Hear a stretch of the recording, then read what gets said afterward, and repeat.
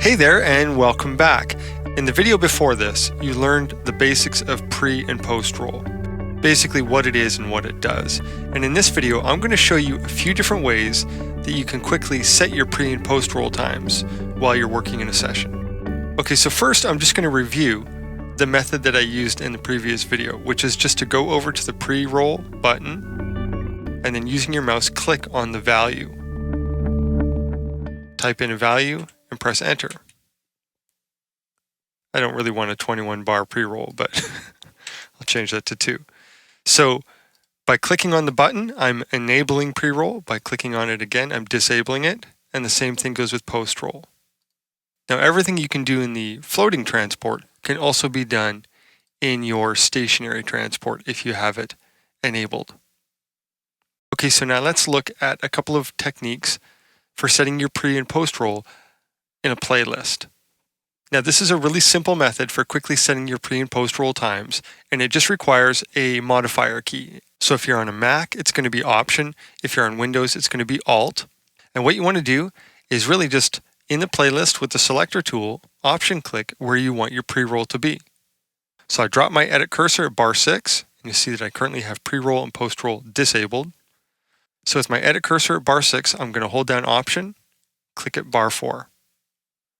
And you see that that automatically created a pre-roll of 2 bars.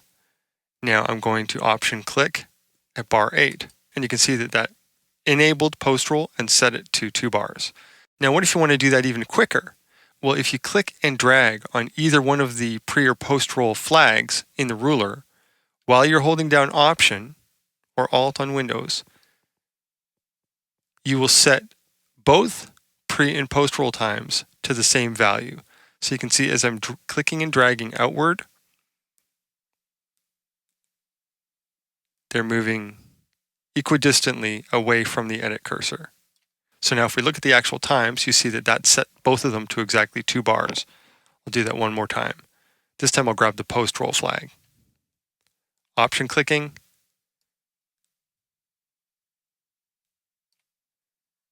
Now you can see I set both of them to 2 beats.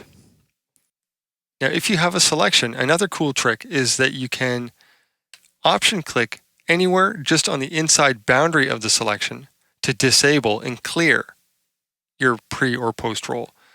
Just a second ago, by Option clicking just on the inside portion of the selection, just on the right hand side, right here, I disabled post roll and cleared its time. Now I'll do the same thing on the left side. By Option clicking right within the selection, I not only cleared the pre-roll time, but disabled pre-roll.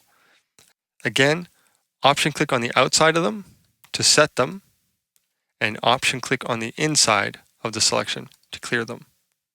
And also I didn't mention that if you happen to already have a pre or post-roll time set, you can just click and drag the pre-roll flag or the post-roll flag within the ruler to set your pre and post-roll time to whatever you want that way. And then finally, if you want to enable or disable both pre and post-roll at the same time, you can just go up to the Option menu and select the pre and post-roll option from that menu. You can also use the keyboard shortcut Command K or Control K to do the same thing. And by doing that, you enable or disable both of them at the same time. Okay, so there's some shortcuts and some techniques for setting your pre-roll and your post-roll times.